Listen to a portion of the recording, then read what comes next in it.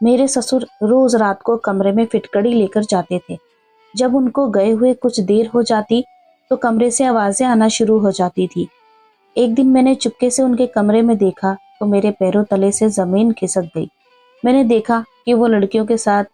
मेरा नाम मेनका है। मेरी शादी अनुज से 2 महीने पहले ही हुई थी। मेरे ससुराल में सिर्फ मेरा पति और मेरे ससुर थे। मेरी सास का देहांत हुए 2 साल हो चुके थे। एक दिन मैंने अनुज से कहा कि क्यों ना हम लोग माँ जी की याद में उनके नाम का एक स्कूल खुलवाएं, जिसमें हम गरीब बच्चों को शिक्षा दिलवाएंगे, जिससे हमें भी पुण्य मिलेगा और वो भी अनपढ़ नहीं रहेंगे। दरअसल मेरे ससुराल का गांव ज्यादा बड़ा नहीं था और ज्यादातर घर गरीब लोगों के ही थे। वहां पर सरकारी स्कूल ना होने की वजह से अक्सर गरीब बच्चे पढ़ाई नहीं कर पाते थे और किसी बड़े स्कूल में पढ़ने की उनकी हैसियत नहीं थी। तभी मेरी बातों से अनुज भी सहमत हो गए। अनुज सरकारी स्कूल में नौकरी करते थे और जमीन जायदाद भी अच्छी होने के कारण पैसों की कोई कमी नहीं थी। खैर, ऐसे ही कुछ दिन निकले। आज रविवार का दिन था। अनुज भी घर पर थे, इसलिए हम लोगों ने कहीं बाहर घूमने जाने की सोची। पिताजी से पूछा तो उन्होंने कहा कि मेरी तबीयत ठीक नहीं है, आप लोग चले जाओ। मैं शाम को अपने दोस्तों के साथ अनाथ आश्रम हो आऊंगा। हम लोग उन्हें खाना वगैरह खिलाकर घूमने चले गए। शहर की काफी अच्छी अच्छी जगह पर घूमने के बाद शाम को एकदम थक कर चूर हो गए थे। पिताजी के लिए खाना बनाया और उन्हें खिलाकर मैं और अनुज सोने के लिए चले गए। हम लोगों ने खाना नहीं खाया क्योंकि पूरा दिन बाहर आज नमकीन और स्वीट खा खा कर पेट भर चुका था। ऐसे ही दिन निकलते रहे। अब हमारा स्कूल भी पूरी तरह तैयार हो चुका था। आज स्कूल का उद्घाटन था। पिताजी को ले जाया गया और रिबन कटिंग करवाई गई। मेरे मन में जितनी खुशी थी वो तो शायद ही किसी के मन में होगी, क्योंकि मैं हमेशा से खुले विचारों वाली रही हूँ और गरीब लोगों के लिए कुछ करने में तो मानो मुझे पूरी दुनिया की खुशी मिलती थी। आज अनुज ने भी मेरा साथ देकर मुझे सुकून के वो पल दिए जिनका मुझे हमेशा से इंतजार रहा था। फिर स्कूल का उद्घाटन हुआ। उसमें हम लोगों ने बड़े लोगों को आमंत्रित नहीं किया, जबकि उसी गांव के गरीब परिवारों को बुलाया। उन लोगों के चेहरे पर जो रौनक थी उसका तो अंदाजा लगाना भी मुश्किल था। आखिर कुछ दिन बाद अध्यापकों को रखा गया और स्कूल शुरू करवा दिया गया। मैंने भी ग्रेजुएशन कर रखी थी, इसी वजह से मैंने भी स्कूल में पढ़ाना शुरू कर दिया। आखिर पूरा दिन मैं घर पर अकेली खाली बैठी रहती थी। इसी बहाने मेरा भी दिन निकल जाता था। सुबह अनुज का खाना तैयार करके उन्हें ऑफिस भेज देती और पिताजी को खाना देकर स्कूल चली जाती और पूरा दिन उन्हीं मासूम और गरीब बच्चों को पढ़ाने में गुजार देती। एक दिन जब मैं स्कूल में पढ़ा रही थी, तभी अनुज का कॉल आया और वो कहने लगे कि घर पर कुछ मेहमान आने वाले हैं, तुम जल्दी से घर चली जाओ और उनके लिए कुछ खाने पीने की व्यवस्था कर दो। मैं जल्दी से घर गई और किचन में काम में लग गई। तभी पिताजी आए और वो कहने लगे कि क्या हुआ बहू, तुम आज जल्दी कैसे आ गई? सब खैर खबर है ना? मैंने कहा पिताजी सब ठीक है, बस आज वो कुछ मेहमान घर पर आ रहे हैं, तभी मुझे जल्दी आना पड़ा ताकि मैं चाय नाश्ते की व्यवस्था कर सकूं। फिर पिताजी अपने कमरे में चले गए और थोड़ी ही देर बाद अनुज के साथ उनके कुछ दोस्त घर पर आए। अनुज ने कहा कि जब मैं मनाली में पढ़ाई करता था तब ये लोग मेरी क्लास में पढ़ते थे। हमारी काफ़ी अच्छी बॉन्डिंग थी। फिर जब मैं पढ़ाई करके यहाँ आ गया तो हमारी बातचीत होनी बंद हो गई। अब ये लोग यहाँ पर घूमने आए थे तो मुझे कॉल किया। मैंने फिर इन लोगों को हमारे घर पर इनवाइट कर लिया। उन लोगों ने चाय नाश्ता किया और कुछ देर बातें करने के बाद चले गए। जैसे ही रात का समय हुआ, हम लोगों ने खाना वगैरह खाकर सोने की तैयारी कर ली। तभी मैंने देखा कि मेरे कमरे में पानी नहीं है, तो मैं पानी लेने किचन में आई। तभी मेरी नज़र पिताजी पर पड़ी। उनके हाथ में फिटकड़ी थी और वो अपने कमरे में चले गए। जब मैं पानी लेकर कमरे में आई तो मैंने देखा कि उनके कमरे से चिल्लाने की आवाज़ आ रही थी। मैं घबरा गई कि आखिर अंदर हो क्या रहा है। फिर मैंने सोचा कि ऐसा ही टीवी चल रहा होगा जिससे ऐसी आवाज़ें आ रही होंगी। मैं सोने चली गई। दूसरे दिन मैंने रात को देखा कि पिताजी आज फिर से हाथ में फिटकड़ी लिए अपने कमरे की ओर जा रहे हैं और जैसे ही उन्हें गए हुए कुछ देर हुई तो मैंने देखा कि आज फिर से वैसी ही आवाज़ें आ रही थी जैसे कल रात आ रही थी। अब ये मेरा वहम नहीं था, मुझे पक्का यकीन हो गया कि कुछ ना कुछ तो जरूर होता है अंदर। मैंने पूरी बात जानने के लिए खिड़की से झांकने की कोशिश की, लेकिन खिड़की बंद होने की वजह से मैं अंदर कुछ नहीं देख पाई। लेकिन पिताजी की चिल्लाने की आवाजें मुझे साफ सुनाई दे रही थी। मैं डर सी गई कि कहीं पिताजी कुछ मुसीबत में तो नहीं है। लेकिन थोड़ी ही देर बाद देखा कि वो अपने कमरे से बाहर आए। मैं वहीं एक पर्दे के पीछे छुप गई, जिसकी वजह से वो मुझे नहीं देख पाए। वो किचन की तरफ गए और पानी पीकर वापस अपने कमरे में आ गए। मैंने सोचा कि ये सब बात अनुज को बतानी चाहिए, लेकिन मैं कमरे में गई तो वो सो चुके थे। बेचारे पूरा दिन ऑफिस में काम करते हैं, इसी वजह से शाम को पूरी तरह से थक जाते हैं। दूसरे दिन सुबह उठते ही मैंने अनुज को पूरी बात बताई। मैंने अनुज से कहा कि परसों रात को जब मैं पानी लेने किचन में गई थी, तब मैंने पिताजी के हाथ में फिटकड़ी देखी, जो वो अपने कमरे में लेकर जा रहे थे। जब मैं पानी लेकर वापस आने लगी तो मैंने सुना कि पिताजी के कमरे से उनकी जोर जोर से चिल्लाने की आवाज आ रही है। मैंने उस दिन तो जैसे तैसे टीवी चलने का सोचकर बात को टाल दिया, लेकिन यही बात कल रात को भी हुई। तभी अनुज ने मुझसे कहा, तुमने मुझे उसी टाइम क्यों नहीं बताया? मैंने कहा, मैं आपको आई थी बताने के लिए, लेकिन तब तक आप सो चुके थे। अनुज ने कहा, चलो हम पिताजी से पूछते हैं। तो मैंने अनुज को जाने से मना कर दिया और कहा कि हो सकता है उन्हें कोई दिक्कत हो। हमें ऐसे उनको मुंह पर जाकर नहीं पूछना चाहिए, जिससे उन्हें कुछ शर्मिंदगी महसूस हो सकती है। पहले हमें पूरी बात जान लेनी चाहिए कि आखिर क्या कारण है। खैर, मैंने जैसे तैसे बात को टाल दिया और अनुज को ऑफिस भेज दिया। मैं भी स्कूल को चली गई, लेकिन स्कूल में आज मेरा पढ़ाई में बिल्कुल भी मन नहीं लग रहा था। मेरे दिमाग में सिर्फ यही बात दौड़ रही थी कि वो करते क्या हैं, फिटकड़ी लेकर जाते हैं। इसके तो 100 कारण निकाले जा सकते हैं, लेकिन ये चिल्लाने की आवाजें तो मुझे बार बार कुछ अजीब ही सोचने पर मजबूर कर रही थी। खैर, मैं स्कूल से घर आई और खाना वगैरह खाकर आराम करने चली गई। तभी पिताजी वहां से गुजरे, तो मैंने उनका पीछा किया कि आखिर वो जा कहाँ रहे हैं। लेकिन वो किचन में कुछ फल लाने ही गए थे, तो मैंने वो बात वहीं पर छोड़ दी। मैंने आज पूरा प्लान बना लिया कि आज देखते हैं शाम को पिताजी की आवाज आती है या नहीं।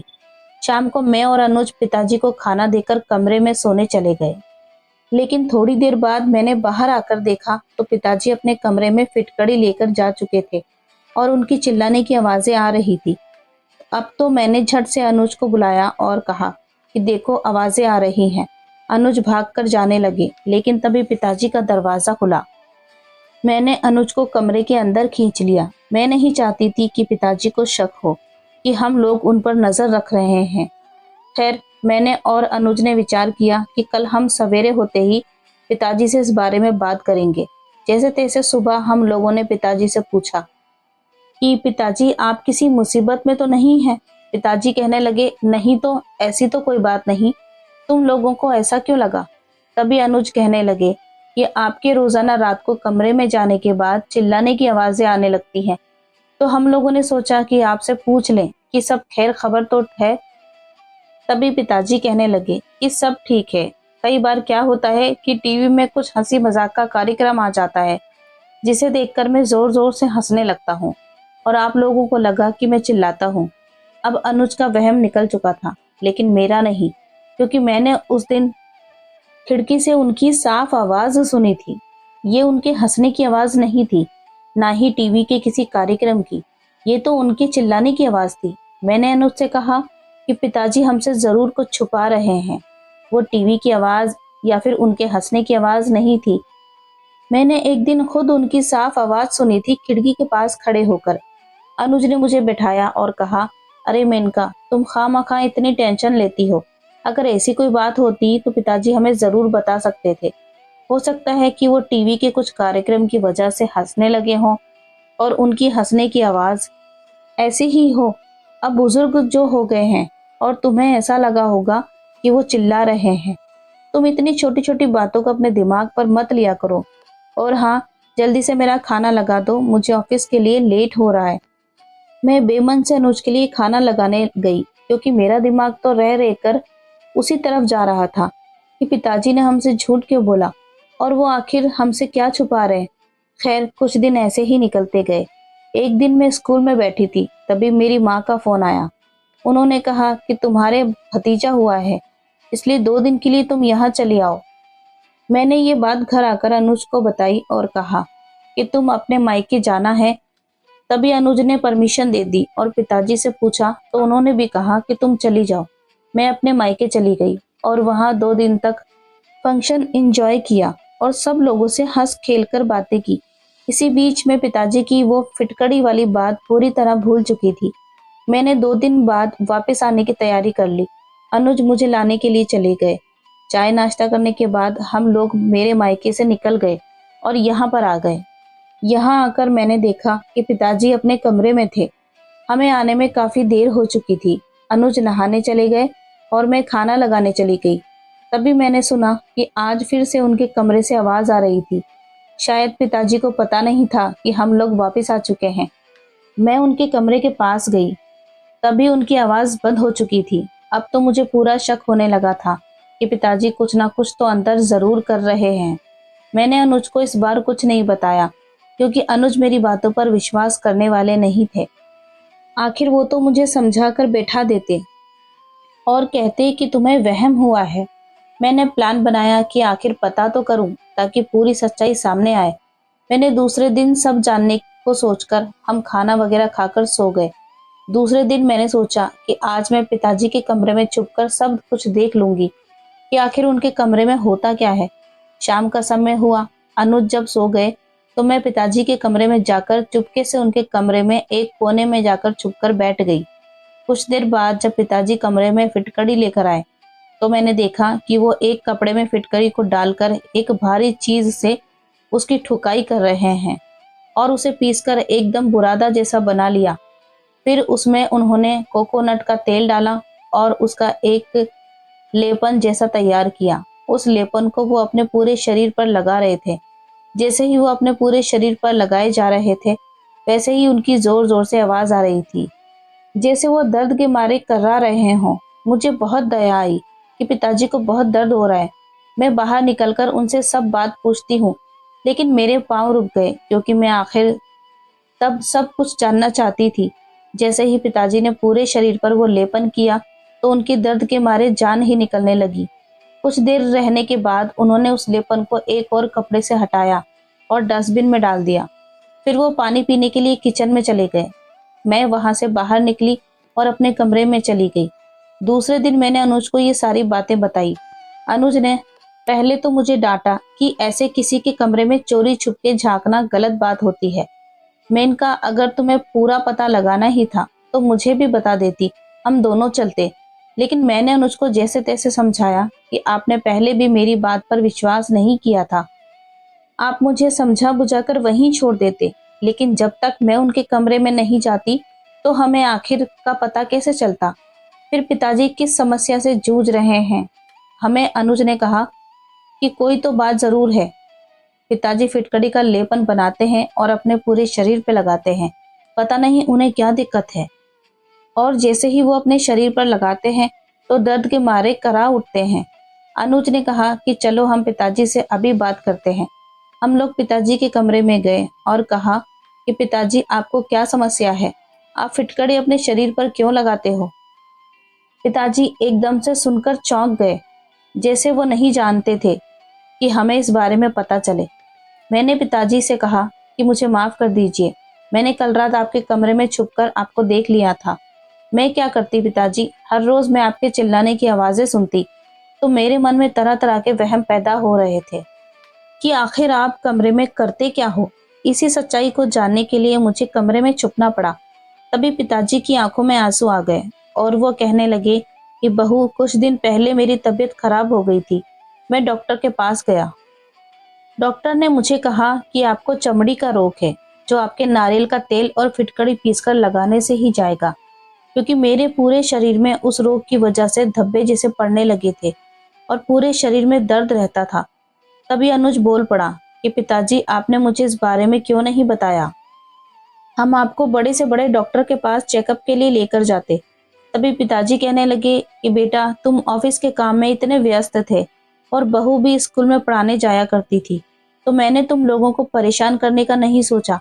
मैंने सोचा कि ऐसे ही बेवजह तुम लोग परेशान हो जाओगे, इसलिए मैं खुद ही डॉक्टर के पास चला गया और डॉक्टर ने ही कहा था कि आप कुछ दिन तक ये लेपन करेंगे तो आपका ये चमड़ी का रोग खत्म हो जाएगा। इसी वजह से मैं अपने कमरे में लेपन करने लगा था कि तुम लोगों को बताकर किसी भी तरह से फिक्र में नहीं डालना चाहता था। तभी मैंने और अनुज ने पिताजी को गले से लगा लिया और अनुज की आंखों में भी आंसू आ चुके थे।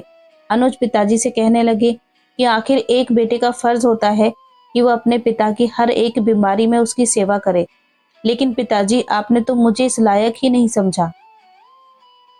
पिताजी कहने लगे कि नहीं नहीं बेटा, तुम तो मेरे श्रवण जैसे बेटे हो, बस मैं इसलिए नहीं बताना चाहता था कि तुम परेशान हो जाओगे। तभी अनुज ने कहा कि आप तैयार हो जाओ, हम आपको बड़े से बड़े डॉक्टर के पास इस चमड़ी के रोग का इलाज करवाने लेकर जाएंगे और आज से आपकी पूरी सेवा मैं खुद करूंगा। पिताजी ने हम दोनों को फिर से गले लगा लिया। अब मेरे मन से भी वहम निकल चुका था कि आखिर मैं पिताजी के ऊपर किस तरह का शक कर रही थी। खैर, हम लोगों ने पिताजी को बड़े से हॉस्पिटल में ले जाकर उनका इलाज करवाया। अब हम लोगों के मन से सारी शंकाएं दूर हो चुकी थी। मुझे भी पछतावा हो रहा था कि मुझे पूरी बात जाननी चाहिए थी और बार बार पिताजी से पूछते रहना चाहिए था कि उन्हें कोई दिक्कत तो नहीं है।